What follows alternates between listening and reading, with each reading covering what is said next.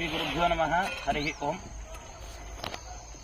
ನಮ್ಮ ಕರ್ಮಭೂಮಿಯಲ್ಲಿ ನಾವು ಹುಟ್ಟಿದ್ದೆಲ್ಲವೂ ಕೂಡ ಕರ್ಮಭೂಮಿ ಅಂತ ಹೇಳ್ತೇವೆ, ಭಾರತ ಭೂಮಿ. ಹಾಗಾಗಿ ಏನಾದರೂ ಸತ್ಕರ್ಮಾದಿಗಳನ್ನು ಮಾಡ್ತಾ ಇರಬೇಕು ಯಾವಾಗಲೂ. ಆದರೆ ನಮಗೆ ಈ ಕಲಿಯುಗದಲ್ಲಿ ಕಲಿ ಪ್ರಭಾವದಿಂದ ಯಾವುದೂ ನಾವು ಸತ್ಕರ್ಮಗಳನ್ನು ಮಾಡಲಿಕ್ಕೆ ಆಗೋದೇ ಇಲ್ಲ. ಆದರೂ ಕೂಡ ನಾವು ಕಲಿಯುಗದಲ್ಲಿ ವಿಶೇಷವಾಗಿ ಸತ್ಕರ್ಮಗಳನ್ನು ಮಾಡೋರನ್ನ ನೋಡಿದ್ರೆ ನಮ್ಗೆ ಪುಣ್ಯ ಅಂತೆ. ಹಾಗಾಗಿ ಇಲ್ಲಿ ವಿಶೇಷವಾದಂತಹ ಮನೋರಥ ಪ್ರತಿಷ್ಠಾನ ಗೋಶಾಲೆ ಅಂತ ಇದೆ.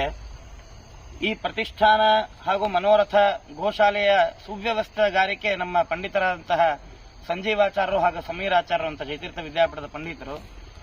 ಅವರು ಸುಮಾರು ಅನೇಕ ವರ್ಷಗಳಿಂದ ಇಲ್ಲಿ ಗೋಸೇವಾದಿಗಳನ್ನು ಮಾಡ್ತಾ ಬಂದಿದ್ದಾರೆ.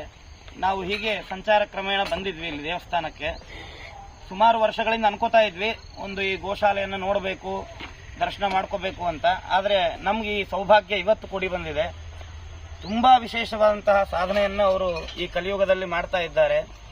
ನಮ್ಮ ಅನೇಕ 33 ಕೋಟಿ ದೇವತೆಗಳು ಅಂತ ಏನು ಹೇಳ್ತಾರೋ, ನಮ್ಮ ತಾಯಿಯ ಸ್ಥಾನದಲ್ಲಿರುವಂತಹ ಆಕಳ ಹಾಗೂ ಮಾತೃ ಸೇವೆಯನ್ನ ಸ್ವತಃ ಅಣ್ಣ ತಮ್ಮಂದರಾದಂತಹ ಸಂಜೀವಾಚಾರ್ಯ ಸಮೀರಾಚಾರ್ಯ ತುಂಬಾ ಶ್ರದ್ಧಾಭಕ್ತಿಯಿಂದ ಮಾಡ್ತಾ ಇದ್ದಾರೆ.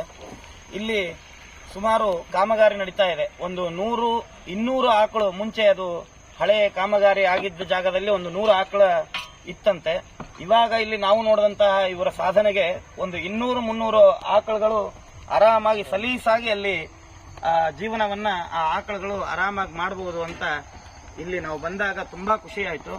ಹಾಗಾಗಿ ನೀವು ಕೂಡ ಯಾರಾದರೂ ಇಲ್ಲಿ ಭಕ್ತರು ಬಂದರೆ ಮುಂದೆ ನಮ್ಮ ಮಹಾಸ್ವಾಮಿಗಳವರು ಬರ್ತಾ ಇದ್ದಾರೆ 5ನೇ ತಾರೀಕು ಇದರ ಉದ್ಘಾಟನೆ ಮಾಡಲಿಕ್ಕೆ. ಹಾಗಾಗಿ ನೀವು ಕೂಡ ಯಾತ್ರಾರ್ಥಿಗಳು ಇಲ್ಲಿ ಬಂದಾಗ ಸುವ್ಯವಸ್ಥಿತವಾದಂತಹ ಅವರ ಆತಿಥ್ಯವನ್ನು ಸ್ವೀಕಾರ ಮಾಡಿ ಇಲ್ಲಿ ಈ ಗೋಶಾಲೆಗೆ ನಿಮಗೆ ಆದಂತಹ ಯಥಾಶಕ್ತಿ ಸಹಾಯವನ್ನು ಮಾಡಿರಿ ಅಂತ ಹೇಳಿ ಪ್ರಾರ್ಥನಾ ರೂಪವಾಗಿ ನಾವು ಹೇಳ್ತಾ ಇದ್ದೇವೆ. ಹಾಗಾಗಿ ಇಲ್ಲಿ ದರ್ಶನ ಮಾಡಿಸಿಕೊಟ್ಟಂತಹ ಸಂಜೀವಾಚಾರ್ಯ ಮತ್ತು ಸಮೀರಾಚಾರ್ಯಗೂ ಅನಂತ ಧನ್ಯವಾದಗಳು. ಜೈ ಶ್ರೀರಾಮ್.